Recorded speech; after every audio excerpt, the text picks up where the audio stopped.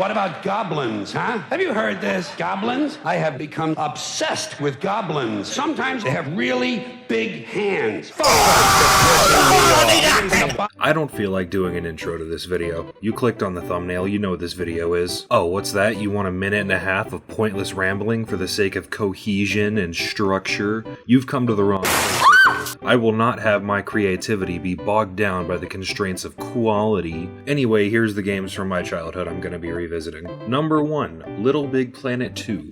I'm pretty sure this was the game we got with our PS3 back in the day, and as soon as I booted up the game, I felt a wave of nostalgia hit me like a truck. I'm not sure how to explain it, but I recognized every little detail in the beginning of the game, even though I hadn't remembered any of it for years. I was really surprised at how really good this game is. I was fully expecting to have my nostalgia goggles be on too tight and be let down, but no, it actually lived up to my nostalgia. It's a 2D platformer, but unlike, say, Mario, the game's mechanics don't lean into your character's movement at all. Instead, it plays off the physics of the world itself, including the fact that your character is a literal ragdoll, constantly tossing your character all over the level. Also, the art style is amazing. It's almost reminiscent of Pikmin, how detailed and realistic the environments are, except here the levels look like they've been constructed out of cardboard and plywood for the sole purpose of creating an environment for the Sackboy to get around in. What's really cool is that instead of coins, you pop bubbles to get points, and these big bubbles to unlock items and stickers and a whole bunch of other stuff that you can use to build your own levels in the moon area. These item bubbles are everywhere, and basically every time you find something new, there's probably a bubble nearby containing that thing, so all the levels are basically just tutorials on how to make that level. And this game is not afraid to show what's going on under the hood, like these enemies that are actually just slightly animated objects with bubbles attached to them. What do you want? I want to know why you just shouted at me down the microphone. What did I fucking shout at you down the mic for? Playing your fucking mouth, mate. I'm a grown man. You sent me a message first, yeah? I live in Smethwick, Birmingham. If you want the fucking brawl, come down Smethwick, ask for Danny G. I'll come out my house and I'll break your fucking legs, you little prick. Now what do I say? Now what do I fucking say? Oi, stop shouting. Who do you think you are? Shouting? I'll rip your fucking voice box out your phone, son. Come to Birmingham and I'll fuck you up. It's all really fun, but I can't help but feel like there's something missing. Oh, right. Back in the day, I didn't play this game alone. Huh. Anyway, next game, Sonic Unleashed. This is actually the only Sonic game I've ever played. Unfortunately, the emulator I was using refused to cooperate, and I couldn't even get 15 minutes into the game without it freezing, forcing me to start over. Oh, and perfect time to mention, I do not condone the usage of emulators or ROMs to play old video games. AAA studios need that money so that they can keep making garbage products that nobody wants. In fact, the only games you should pirate are indie games. If indie developers want to make the mistake of creating games out of passion and not solely for the purpose of generating money, they should be punished for their refusal to hustle. Corporations, on the other hand, need that money. Depriving billion-dollar companies of your money is morally wrong and un-American. That being said, holy fuck, this game has the most amazing well-animated cutscene I've ever seen in my entire life. I actually remembered this cutscene, but I always thought that my nostalgia just made it look better in my head. But no, it actually is the most HD thing I've ever seen in my entire life. And all that pizzazz is destroyed the second you actually play the game. Know that I said I couldn't even get 15 minutes into this game, but for the small portion I played, controlling Sonic is so fucking weird. It feels like controlling a shopping cart with 4 broken wheels in an ice level from Mario, but in 3D, and I'm not positive, but I'm pretty sure Sonic's turning speed decreases as you speed up. Either way, it's impossible to control. This is the only Sonic game I've ever played, so I need to ask Sonic fans, is this how every Sonic game is, and if so, why the fuck does anybody play these games? The only somewhat passable part of the gameplay is these straight linear sections that are basically just Subway Surfers. I was actually considering buying the game and a capture card so that I could actually get out of the tutorial without the game shitting itself, but I think these Game Grumps clips might serve as a good substitute. Good going, Mr. fucking asshole piece of garbage. I mean, Sonic the Hedgehog. I goofed inside of my girlfriend, so here we are. Moving away from terrible ROMs, here's 3 games that I actually bought: Peggle, Heavy Weapon, and Plants vs. Zombies. I'm grouping them together because PopCap grouped them together on one disc. I'm assuming because all 3 of these are relatively small and simple, it would be pretty hard to sell them on the console market, so PopCap just decided to burn all of them onto one disc and put it onto shelves. Because tonight will be the night that I will fall for you.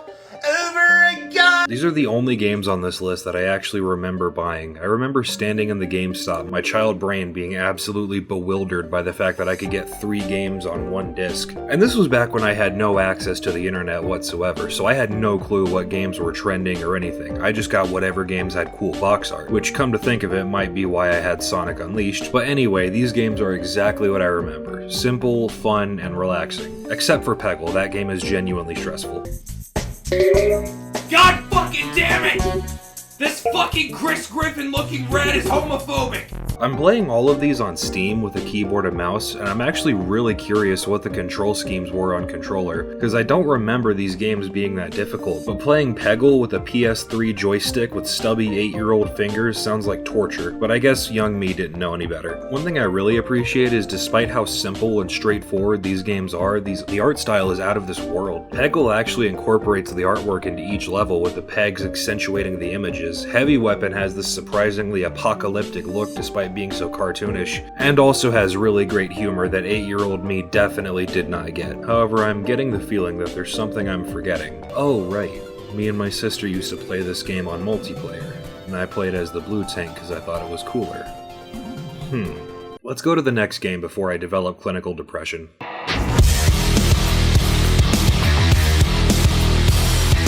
Fuck yes. I love this game. Not only is it one of the first shooters I ever played, but it's a game that I never actually stopped playing. My last save file on this game was only a few months ago. It was definitely fun to jump back in. One thing I love is that back when Borderlands 3 was coming out, they added a feature to Borderlands 2 where you could start a boosted character at level 30 and skip the story all the way to the final mission and then be able to start over in true Vault Hunter mode. The combat is still as amazing as it was when I was a kid. The procedurally generated gun still gives mountains of garbage to sift through. Ultimate Vault Hunter mode is still a nightmare, and the best character is still Gage. Oh, and the Ordered Chaos skill tree might be the best skill tree Gearbox ever made. Trading more and more of your accuracy for damage until your bullets literally just fire in random directions and aiming becomes pointless is the greatest mechanic in any game. I don't think I've ever felt my heart sink more than when I ended up losing hundreds of stacks of Anarchy because I manually reloaded once. Like, I almost find it funny that they went out of their way to torture people like me who reload after every bullet, which is probably the first time I've ever found anything about these games funny. Borderlands is like the game equivalent of that one kid in school who tried really hard to be the class clown but couldn't come up with a single funny joke. Ragged, fragged, lock, gate.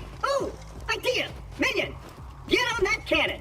Just blast this gate down, but don't do it until I'm out of the way. Understand? If you shot the gate now, that could cause serious damage to me. So don't do that. I'm just standing here to show you the area you should shoot. If you're feeling suicidal, you've come to the right place. Which I will, which I'm totally convinced you understand the instructions. It's time. Do you understand? What's more is that in-game, all the characters go on and on about how annoying Claptrap is, but compared to 90% of the characters in this game, Claptrap isn't even that bad. You shut the fuck up! You shut the fuck up! You shut the fuck up! You shut the fuck up! I hope you die! Don't get me wrong, I love Borderlands, but these games have the most insufferable humor I have ever heard. It's not even that the humor is just bad, it's inescapable. Location. These writers clearly think they're funny as hell, so they try to fill up every line of dialogue with as many jokes as they possibly can. Statues are bulletproof. You win this round, inanimate object.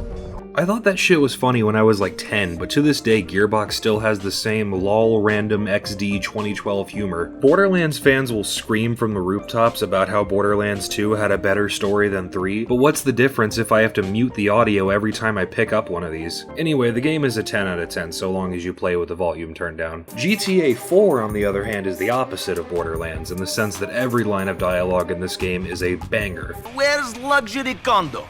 Where's sports car?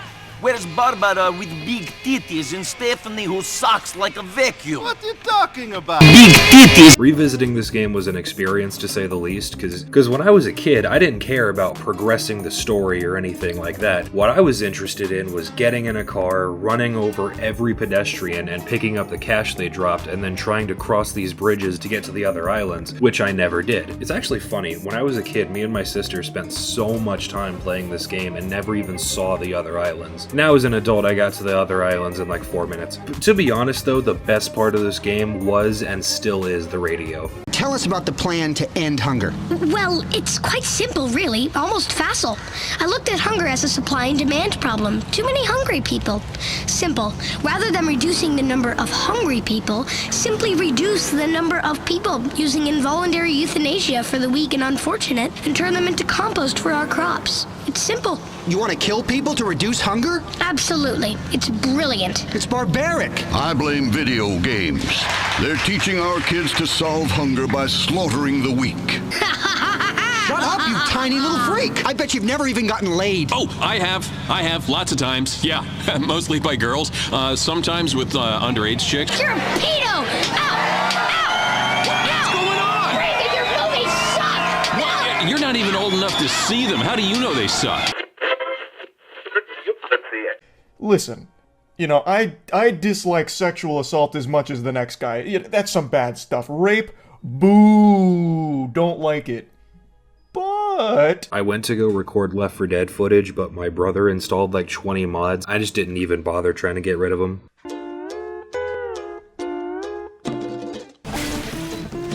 It's the Slender Man!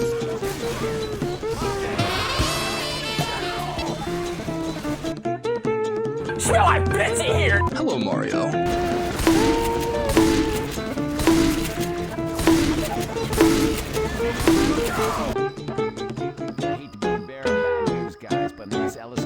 Brother, this guy stinks!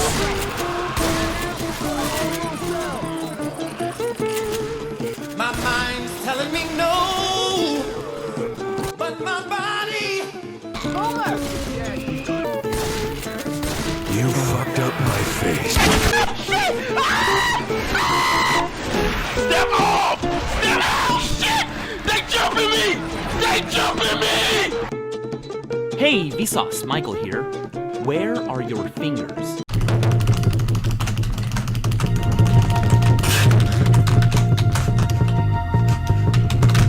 That's Mama Luigi to you! I have to go now. My planet needs me. Ew, you nasty ass bastard! You fucking nasty ass mother... Hi, my name is Reggie.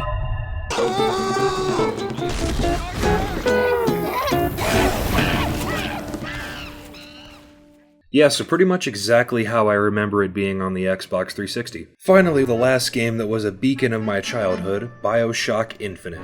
Once again, it's another game that I've never actually stopped playing. I've beaten this game at least 3 times in my life, but playing it again still feels exciting and brand new. And I think this has to do with the game's immaculate presentation. Typically, a game having a 20-minute intro before you even get to the tutorial would be a fucking crime. But here, every second is so enjoyable because of the game's excellent art direction, writing, and environments. Starting out, this game feels like an open world where you can go wherever you want, even though in reality it's actually completely linear.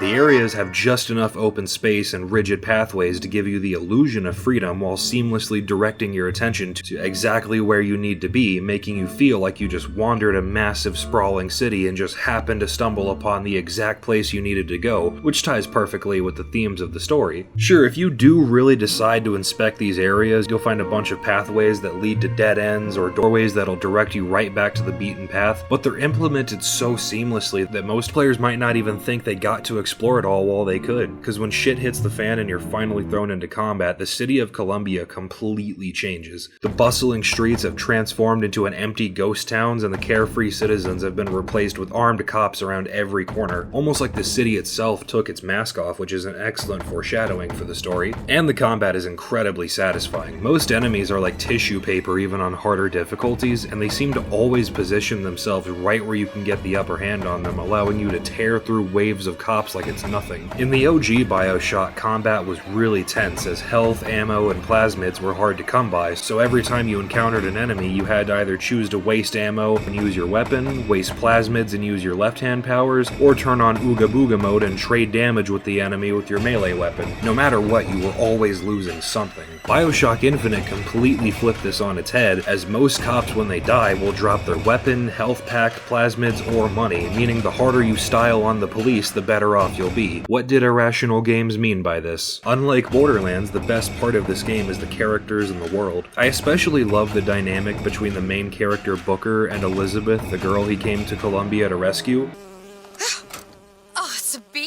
hate these things. Jeez, just kill it. No, it'll sting me. Elizabeth. I have a better idea. What are you doing? Opening tear. Oh, shit. What is that? It's a tear. I used to open them all the time in my tower. What is a tear? It's like a window. A window to another world. Most of the time they're dull as dishwater, a different colored towel or tea instead of coffee. But sometimes I see something amazing and I pull it through. There. Good God. I don't suppose you've got an airship in there? I don't think so. But there is. There is something. Oh no! Close it. I'm trying! Close it!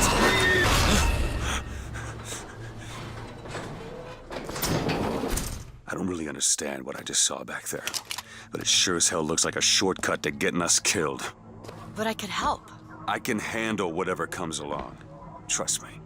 Have it your way, I suppose. FromSoft, take notes. This is how you get people to be invested in your characters, not introduce a character at the beginning of the game, give them 2 minutes of screen time, and then expect me to care when they die. Overall, I'm really glad I revisited this game, because there's no way my 8-year-old brain would have ever picked up on the explicitly political messages of this game. Why is... The Ku Klux Klan! Conclusion, the PS3 has no games. Goodbye.